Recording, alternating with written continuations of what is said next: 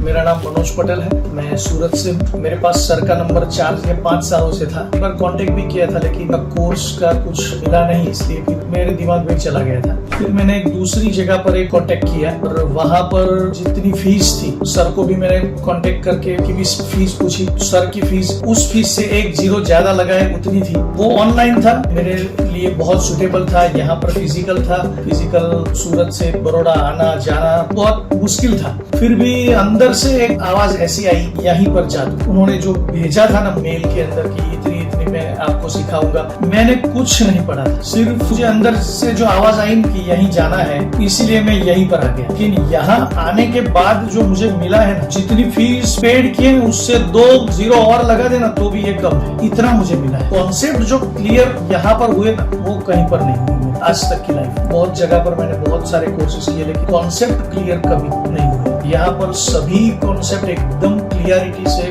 With examples पूरे हुए। बहुत ज्यादा सेटिस्फेक्शन है। Thank you.